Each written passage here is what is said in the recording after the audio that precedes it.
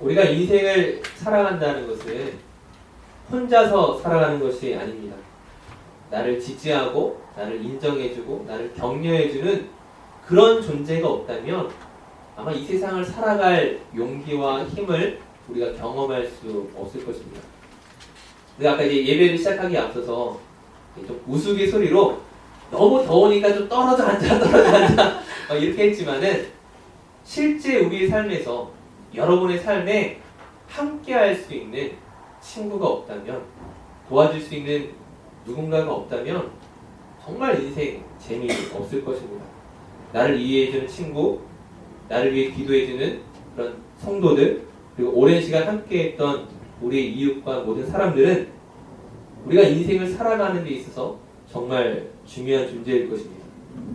근데 참 이상한 게 뭐냐면은 중요한 사람일수록, 나에게 너무나 소중한 사람일수록 우리가 그 고마움을 잊기가 쉽다는 것이죠. 오히려 함부로 대할 때가 굉장히 많이 있습니다. 한 예로 젊은 시절, 여러분들 아직 결혼을 안 하셨지만 저 같은 경우는 결혼을 한 번 했거든요. 한 번 했는데 결혼할 때 분명히 서약을 했어요. 이 검은 머리가 흰 머리가 될 때까지 서로 섬기고 사랑하고 서로 이해하겠습니다. 저뿐만이 아니라 모든 결혼한 부부들은 그런 서약을 합니다. 그런데 평생 동안 그렇게 서로를 격려하고 지지하고 도와주고 정말 내 인생이 가장 소중한 존재라며 생각하며 살아갈까요? 저는 그렇습니다. 네. 영상이 녹화되고 있기 때문에 저는 그렇습니다. 근데 그렇지 않은 사람이 상당히 많이 있죠. 한 예로 얼마 전에 뉴스를 보니까 뉴스에 계속 도배된 하나의 소식이 있었죠. 송송 커플, 송중기와 송혜교가 이혼 절차를 밟게 된다는 그런 뉴스를 보았습니다. 마음이 그냥 뒤숭숭하더라고요. 난 그래도 송혜교 굉장히 좋아했는데 행복하기를 바랬는데 그렇지 않았어요. 우리가 결혼 생활을 하고 살아가다 보면 나중에 여러분들이 분명히 경험하시겠지만은 그 사랑의 깊이가 점점점 깊어지는 사람도 있지만 반대로 권태기가 생기고 불평이 생기고 불만이 생기는 그런 사람도 있을 것입니다. 꼭 결혼까지 하지 않더라도 그냥 우리 실제 삶이 그렇잖아요. 내 형제와 내 가족이, 내 애인이, 내 친구가 같은 방을 쓰는 쉐어생이 처음에는 굉장히 좋았는데 안 좋아질 때가 분명히 있어요. 오해가 생기고 갈등이 생기고 그리고 어려움이 생길 때가 분명히 있습니다. 그런 걸 처음부터 생각하고 만남을 이어가는 사람 아무도 없지만 누구든지 그 만남을 시작할 때는 우리 사랑은 영원할 거야. 우리의 우정은 영원할 거야. 우리가 정말 서로에게 좋은 이웃이 될 거야. 좋은 친구가 될 거야. 그런 마음으로 시작하지만 그게 쉽지가 않다라는 거예요. 근본적인 이유가 어디에 있겠습니까? 우리가 가지고 있는 인간의 죄성 때문이죠. 누구의 잘못이다가 아니라 네가 잘못했다 이걸 말하는 것이 아니라 우리가 가지고 있는 그런 이기적인 마음과 생각들이 서로 간에 오해를 만드는 일이 굉장히 쉽다는 것이죠. 사랑해야 할 가족이 깨어지고 오랜 시간 함께했던 그 우정이 금이 가고 때로는 서로 섬기고 서로 기도해줘야 할 그런 성도와의 관계에 어려움이 생기는 경우를 많이 보게 됩니다. 사실 그런 갈등이 생겼을 때, 그런 오해가 생겼을 때 문제를 해결하는 방법 굉장히 쉽습니다. 어떻게 하면 돼요? 서로가 한 발자국 물러나면 되죠. 근데 그 한 발자국 물러나는 게 얼마나 힘든지 아마 저와 여러분들 다 경험하셨을 것입니다. 근데 오늘 말씀드리고 싶은 것은 무엇이냐면은 사람과 사람 사이의 관계에서도 그 소중함을 잊고 자기의 고집을 피우다가 자존심을 굽히지 않다가 그 문제가 커지고 실패하는 일이 생길 수 있는데 문제는 무엇이냐? 하나님과의 관계에 있어서도 그렇게 자존심을 세우고 하나님과의 관계에 있어서도 이기적인 마음을 내려놓지 못하는 우리의 죄성이 하나님과의 관계를 어렵게 만들 때가 있다는 거예요. 하나님이 어떤 분이십니까? 저와 여러분에게 있어서 하나님이 어떤 분이세요? 여러분을 가장 사랑하시고 여러분에게 가장 좋은 것을 주시는 분이라고 여러분들이 고백하고 인정하고 찬양함에도 불구하고 어떻게 해요? 막상 하나님의 말씀에 순종하고 따라가기보다는 내가 원하는 대로, 내가 살고 싶은 대로, 내가 하고 싶은 대로 반대로 달려갈 때가 우리 삶에 상당히 많이 있다라는 것이죠. 하나님과 반대로 걸어가게 되면 어떻게 되겠습니까? 여러분의 인생과 여러분의 삶이 어떻게 되겠어요? 잠깐의 성공은 있을 수 있지만 잠깐의 이익은 얻을 수 있을지 모르겠지만 잠깐의 만족은 있을지 모르겠지만 하나님을 떠난 인생과 삶이 결코 온전하지 못하다는 것을 우린 성경을 통하여 또 저와 여러분의 경험을 통하여 모두 알고 있을 것입니다. 그 근본적인 이유는 무엇이냐? 성경은 그 이유에 대해 뭐라고 이야기하느냐? 하나님은 저와 여러분에게 생명을 주시는 분이지만 여러분을 좋은 길로 인도하시는 분이지만 때로는 그것이 우리의 삶에 있어서 좀 어렵고 손해보는 것 같고 좀 답답하게 하고 나를 힘들게 하는 것처럼 보일지라도 그 목적지는 어디예요? 그 목적지는 저와 여러분의 생명을 위한 것인데 사단은 그렇지 않거든요. 사단이 여러분에게 와서 여러분의 마음속에 속삭이는 내용들은 지금은 달콤해 보여도 지금은 무언가 나에게 이득이 있는 것처럼 보여도 우리를 넘어뜨리고 망하게 하는 것이 목적입니다. 그런 의미에서 저와 여러분의 인생은 사실 어떤 것이냐? 아니, 모든 인간의 삶의 마지막은 사실 무엇이냐면 망할 수밖에 없는 인생이었다. 저 여러분만을 말하는 것이 아니라 모든 인간의 삶은 망할 수밖에 없는 인생이었는데 왜요? 하나님을 떠나는 죄가 우리 안에 있으니까. 하나님 우리를 내버려 두시면 망하는 길로 갈 수밖에 없는 것이 우리이지만 하나님 결코 그렇게 우리를 포기하지 않으신다는 겁니다. 우리가 시편 124편을 읽었는데 이 124편의 저자는 다윗입니다. 다윗이 하나님의 마음에 합한 사람이라고 하는 별명을 가지고 있지만 여러 차례 말씀을 드렸지만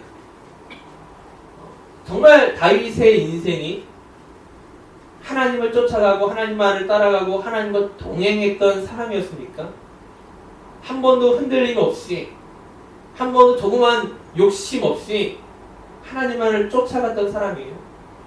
그렇지 않거든요.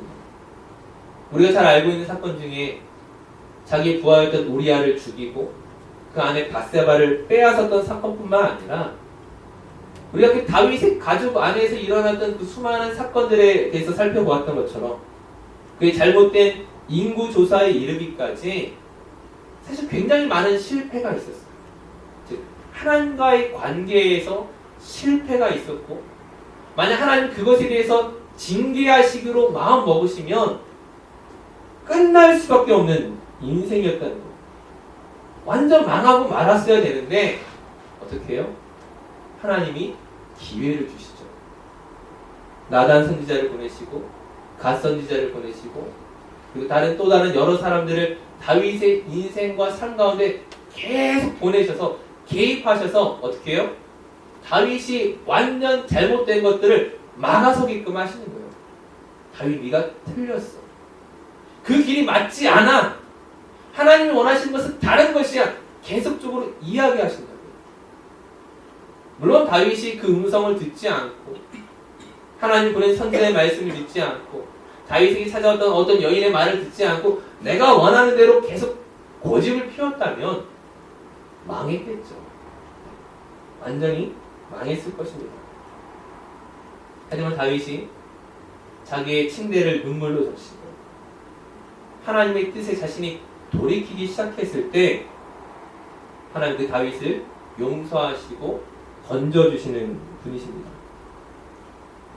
오늘 우리가 읽었던 시편 124편에서 가장 중요한 표현이 무엇이냐면 1절 말씀에 여호와께서 우리 편에 계시지 아니하셨다면 우리가 어떻게 하였으랴.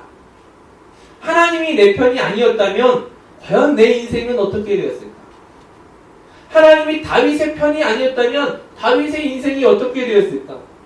다윗이 저와 여러분이 정말 그 하나님의 그 편 안에 들어가 있지 않았다면 과연 우리 인생이 어떻게 되었을까? 어떻게 되었을 거라 생각하십니까? 여기서 중요한 게 뭐예요? 방금 말씀드렸던 것처럼 하나님이 내 편이 되신 것이지 내가 하나님 편이 되신 것이 아니었다는 거예요. 지금 하나님이 우리 편이라 참 다행입니다라고 이야기하는데 내가 하나님 편이었던 적이 없어요. 우리 그런 존재가 아니에요. 내가 하나님 편이 아니라 나는 자꾸 하나님을 무시하고 하나님이 원하시지 않는 대로 자꾸 걸어가려고 하고 뛰쳐나가려고 하는데 하나님 자꾸 우리를 멈춰 세우시는 거예요. 다윗을 자꾸 붙잡으시는 거예요. 선지자를 보내시고 여러 사람을 보내셔서 그게 아니야라고 계속 말씀하시면서 우리 편으로 다윗 편으로 붙어 있으려고 하나님이 결정하셨다는 것입니다. 즉, 이 다윗의 시의 가장 중요한 핵심은 뭐예요? 하나님 내 편이 되어주셔서 감사합니다. 내가 믿음이 좋고 내가 참 괜찮은 사람이고 내가 하나님께 이렇게 했으니까 이렇게 제물을 드렸으니까 내가 이렇게 헌신하였으니까 하나님 내 편이 되어주세요가 아니라 하나님이 나를 붙잡아 주지 않았다면 나는 지금 망하는 길로 가고 있을 텐데 하나님 나를 안아주지 않으시면 나는 여전히 내 인생의 주인이 나인 줄 알고 착각하며 살고 있을 텐데 하나님 저에게 손 내밀어 주셨고요. 하나님 저를 잡아주셨고요. 그것이 뭐예요? 하나님의 은혜인 거죠. 오늘 말씀을 시작하면서 언급했지만 사람과 사람 사이에서 어떤 어려움이 생길 때, 그 관계 어려움이 있을 때 정말 좋았던 관계가, 정말 친했던 관계가 무언가 막 갈등이 생기고 막 그 쪼개짐이 있을 때 많은 경우에 있어서 우리의 자존심이 연결될 때가 많이 있습니다. 사실 내가 자존심을 내려놓고 한 발자국 뒤로 물러서게 되면 내가 먼저 미안하다고 손을 먼저 내밀기 시작하면은 어떻게 보면 굉장히 문제가 빨리 해결될 수 있음에도 불구하고 대부분의 사람들은 어떤 생각을 가지고 있어요? 네가 나에게 용서를 구하면, 네가 나에게 손을 내밀면 내가 용서해 줄게, 내가 참아줄게, 내가 기다려줄게. 나는 전혀 움직이지 않으면서 상대방이 나에게 다가오기를 바랄 때가 많이 있는 것이죠. 근데 그것은 은혜를 입은 자의 삶이 아닙니다. 하나님의 은혜를 경험한 자의 반응이 아니라는 거예요. 만약 하나님께서 네가 나에게 다가오면 내가 너를 구원해 줄게라고 말한다면 구원받을 사람이 어디 있어요? 네가 먼저 나를 찾아와 온전한 헌신을 드리면 내가 너를 인정해 줄게라고 말씀하시며 과연 하나님의 인정받을 사람이 누가 있습니까?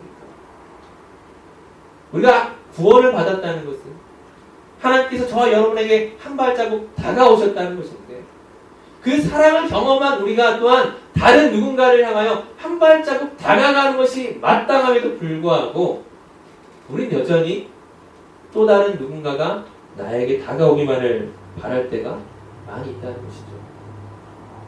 오늘 8절 말씀에 그 하나님이 어떤 하나님이에요? 우리의 도움은 천지를 지으신 여호와께 있다. 온 세상을 만드신 그 하나님께서 나 같은 한 사람을 위하여 오늘 한 발자국 한 발자국 다가오시는데 나에게 손을 내미시는데 우리는 내가 뭐 얼마나 잘났다고 내가 얼마나 뭐 대단하다고 얼마나 내 자존심이 중요하다고 한 발자국 다가가는 것에 대해서 주저하느냐는 것이죠. 그러면 해결될 수 있는 문제가 아무것도 없다라는 거예요. 제가 예전에 제 간증을 하면서 말씀드린 적이 있었는데 제가 대학교 1학년 때 굉장히 사이가 안 좋았던 친구가 있습니다. 여러 번 예화를 제가 드리긴 했었어요. 저를 스토커했던 저희 친구. 네. 그 친구에 대한 미움 때문에 같은 주일학교 교사를 섬기면서도 8개월 동안 말 한마디 하지 않았어요. 같은 주일학교 교사예요. 회의 시간에 공적인 대화만 하고 개인적인 대화는 하지 않았어요. 미워하는 마음이 있었기 때문에. 근데 어느 날 하나님께서 예배 가운데 저에게 말씀하시는 것이 그 친구를 용서하라는 것이었어요. 하나님께 그렇게 이야기했죠. 하나님, 제가 정말 용서하기 싫은데 하나님이 그렇게 저에게 말씀하시면 좋습니다. 그 친구가 나에게 용서를 구하면 제가 용서해 줄게요. 저는 그것도 제가 굉장히 대단히 한 발자국 내미는 것이라 생각을 했어요. 근데 계속 기도가 막히는 거예요. 그래서 하나님 제 가운데 다시 한번 말씀하시는 것이 그 친구가 너에게 용서를 구해야 하는 것이 아니라 네가 용서를 구하지 않겠니? 네가 그 친구에게 한 발자국 다가가면 안 되겠니? 기다리지 않았으면 좋겠다. 쉽지 않더라고요. 너무 어려웠어요. 고민하다가 연락을 했습니다. 만나자고 이야기를 하고 미안하다고 이야기를 하는데 그 순간 무엇을 깨달았냐면 하나님은 이런 마음으로 나에게 오셨구나. 하나님 이런 마음으로 나에게 찾아오셨구나. 하나님 천지를 지으신 그 하나님께서 모든 자존심과 그분의 모든 이 모든 것들을 포기하고 그냥 나에게 다가오셨구나. 그거를 느꼈어요. 참 놀라운 건 뭐냐면 그렇게 내가 용서를 구한다고 이야기했을 때 그 관계가 제가 생각했던 것보다 훨씬 빠르게 회복되는 것들을 경험했습니다. 그리고 그 마음을 단지 저에게만 주었던 그 마음이 아니라 그 친구에게도 동일한 마음을 주어서 서로가 서로를 위해 한 발자국 다가갈 수 있는 그런 놀라운 기적으로 하나님이 이루어 가셨던 것들을 기억합니다. 오늘 여러분들에게 다시 한번 말씀드리는 것은 우리가 신앙생활을 하고 있지만 그런 은혜 받은 자로서의 삶의 방식을 과연 우리가 살아가고 있느냐는 거예요. 세상 사람들 앞에서 나는 하나님을 믿는 사람이고 예수님의 은혜를 경험한 사람이라고 말은 참 잘하는데 그러나 은혜의 방식의 원리가 우리의 삶 가운데 전혀 나타나지 않는다면 과연 누가 우리를 보고 예수 그리스도를 알 수 있겠느냐는 거예요. 세상이 우리를 보고 하나님을 알아야 되는데 과연 우리의 무슨 모습을 보고 하나님을 알겠느냐는 거예요. 남자친구의 여자친구의 무엇을 보고 내 가족의 무엇을 보고 내 형제의 무엇을 보고 이웃의 무엇을 보고 하나님을 알겠느냐는 거예요. 바라기는 저와 여러분이 하나님의 편지요 하나님의 향기요 하나님의 대변입니다. 은혜 받은 자로서의 삶을 저와 여러분들이 드러내야 되는데 그것을 어떤 의무와 단지 부담으로서 이야기하는 것이 아니라 내가 받은 그 하나님의 은혜를 여러분이 묵상하면 묵상할수록 내가 받은 그 사랑의 크기를 생각하면 생각할수록 내가 자존심 세우고 있던 이 모든 일들이 아무것도 아니라는 것을 깨닫게 될 겁니다. 하나님을 우리 삶에서 자꾸 외면하니까 우리 마음이 움직여지지 않는 거예요. 바라기는 여러분의 삶에 하나님을 주인으로 모시고 있다면 그 입술의 고백에 맞는 여러분의 마음과 생각과 행동을 보여주셨으면 좋겠습니다. 혹시 여러분의 마음 가운데 어떤 부담이 되는 사람이 있습니까? 그것이 가족이 되었든 친구가 되었든 또 다른 누군가가 되었든 간에 여러분이 먼저 찾아가는 것을 미루지 마시고 자꾸 미루지 마시고 빨리 다가가셨으면 좋겠어요. 빨리 다가가서 사랑으로 안아주셨으면 좋겠습니다. 저와 여러분들이 그런 믿음의 고백으로 나아갈 수 우리 모두가 되었으면 좋겠습니다.